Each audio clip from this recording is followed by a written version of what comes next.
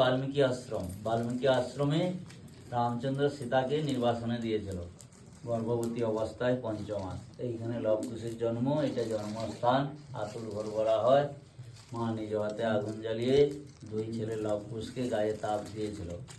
আর এখানে লবকুশ 12 বছর ছিল, অস্ত্রবিদ্যা বেদবিদ্যা পাঠ করেছিল।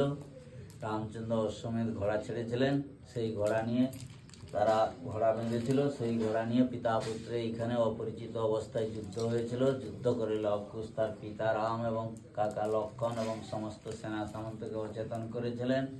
বাল্মীকি কুমণ্ডল জল সিঞ্চন করে চেতনা বোধগম্য জাগিয়েছিলেন। তারপরে রাম সীতা লক্ষণ সবার সঙ্গে শুভ মিলন ঘটিয়ে রামচন্দ্র মাকে সীতাকে ফিরিয়ে নিয়ে যান। ফিরিয়ে নিয়ে যাওয়ার পরে সামনে সুবর্ণরেখা নদী, সেই নদীর তীরেই ভগবান রামচন্দ্রের ধনুকের তীরস্বর পড়ে গেল। সেখানে প্রভু রামচন্দ্র রথ থামিয়ে মাতা সীতা দেবীর মনে ইচ্ছা জাগলো শিব পূজা করতে।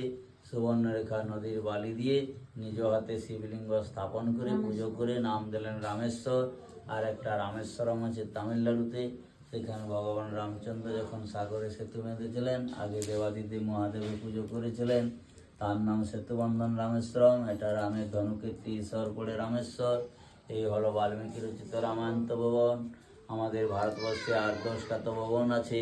অহল্লা তপোবন আছে, বিশ্বামিত্র শ্রীরামচন্দ্র গুরুদেবের তপোবন, বশিষ্ঠ ঋষির তপোবন, নৈমিষ্য তপোবন, সিদ্ধেশ্বরী তপোবন, পঞ্চবটী তপোবন, মাতঙ্গিনী তপোবন, নর্মদা তপোবন, দণ্ডকারণ তপোবন, আরও তপোবন আছে তপযোগ নিয়ে।